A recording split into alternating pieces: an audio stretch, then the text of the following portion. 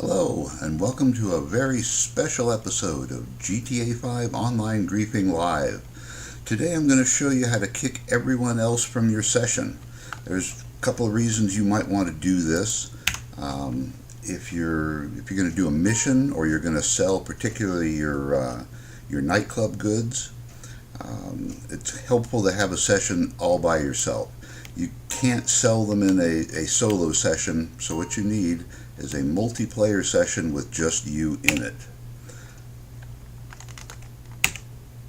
In this case, I accidentally wound up getting everybody kicked by some other process. I had a bunch of people here, but I can still show you what to do because there's still some here. What you're going to want to do is you're going to want to bring up the task manager. You can hold down Control and Shift and press Escape. There it is. And then once you're there, you want to come up to this Performance tab. Click that. And then down here you see Open Resource Monitor. I'm going to click that. And then you want to find GTA 5 in your list of processes. You can right click it and click Suspend Process. Click Suspend Process again. And now we're going to want to wait about 10 or 12 seconds. You can actually, there's a lot of room here. You can wait longer. If you don't wait long enough, you won't wind up kicking the people. If you wait too long, it may exit the game. That's probably long enough. Then you're going to right click it again. You're going to come back to Resume Process. And we're going to resume the process. And we should see everyone in the session got kicked. So now it's just me. And that's how you do it. I'm going to go ahead and I'm going to sell my my nightclub goods. But there's really nothing more you need to hang around for if you just wanted to know how to do that. Now it's possible for people to join the session that you're in. Oh, I see what I'm doing wrong. I need to be registered as a CEO. There we go. It's possible for people to join this session. So if that happens, you're pretty much stuck. You just got to hope it's not a griefer. I've got a few griefers that tend to follow me from session to session, although they consider themselves anti-griefers, but they anti-grief by griefing me. Okay, I'm going to sell goods. I'm going to sell them all.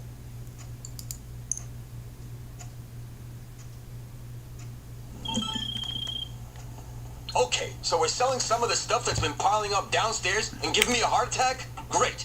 I've sent you an address. The buyer wants the whole lot dumped right there.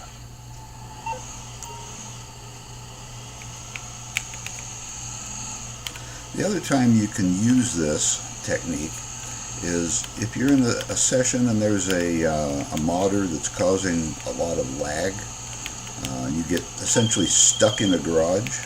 Bad news. Some local gangsters got word of this drop-off and they want a piece. Try not to get hijacked, okay? And they're causing a lot of lag and you're stuck in a garage. You can also use this technique to kick everyone, and then your lag will stop. You'll be in the garage, and at least at that point you'll be free to start a new session. You won't have to exit GTA all the way.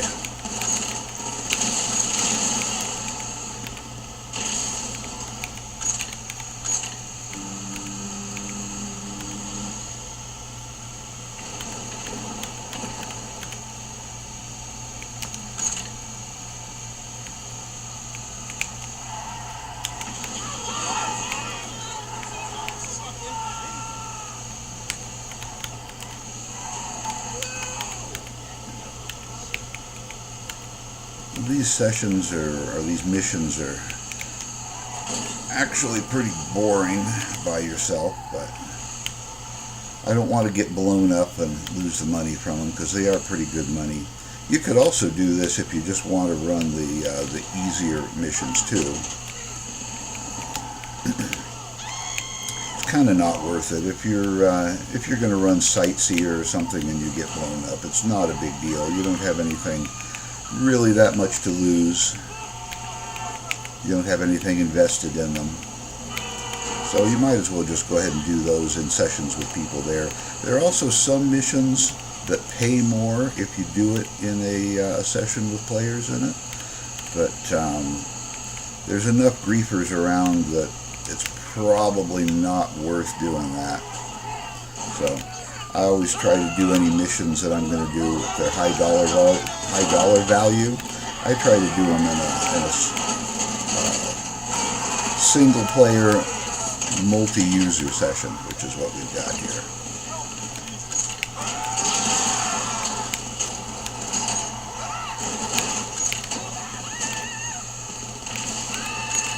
If you haven't run this before, in this vehicle I've got some proximity mines that I can drop out the back by pressing the E key. You can see them there, and they blow people up. So I can use those to get the NPCs off my tail when they come try to get me. There's also missiles you can shoot out the front. They're not very good missiles. They don't lock on very well. And there's always the danger that you're going to fire one too close to yourself and blow your truck up, though it can survive a few hits from the missiles. But I try to mostly get ahead of the NPCs and then drop proximity mines on them. Also, the trouble with firing missiles in front is it scares the regular drivers, and they tend to speed up, and then you can't really pass them as well. And they just wind up being in your way.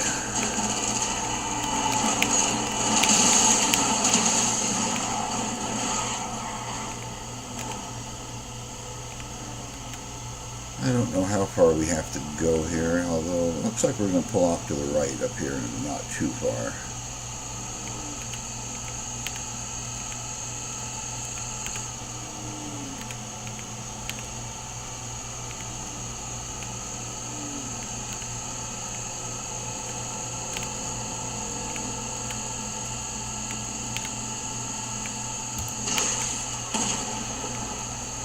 Now you can see that guy started to take off because I was overtaking him and now he's floored it.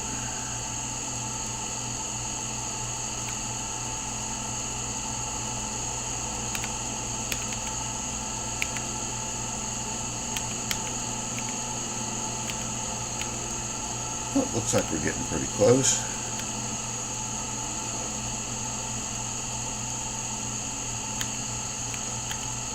We just got to pull off right here.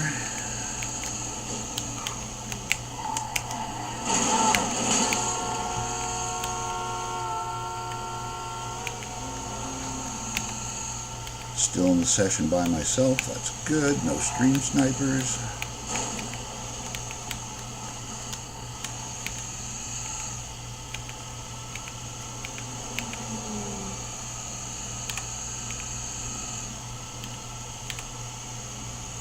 Almost there.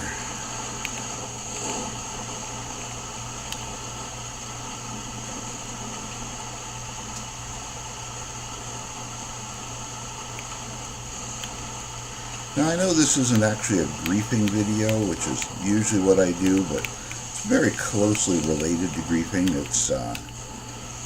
It's more of a griefing defense mechanism, and if you become a griefer, you're going to find there's lots of people wanting to retaliate, so when you do need to sell your nightclub goods or do other high-value missions, you're going to need to do something like this.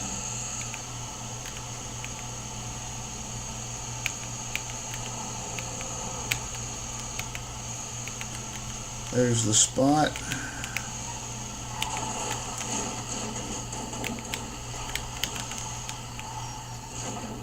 There we go. And we just got a little bit of a cutscene here, and then we'll wait for Tony to send us a message saying he's taken some of our money for his cut. Okay, you made the sale. We finally got currency to run through the tills at this place. All anyone drinks nowadays is bottled fucking water. The profits minus the laundering fee will be in your account soon. So I got 485,000 Hello, from that. this is Agatha. I don't need to hear from Agatha. So that's basically it. I know this was a short one. I just wanted to show you that technique for getting into a session by yourself. Please remember to like, comment, subscribe, ring the bell for notifications, and we'll see you again in the next one.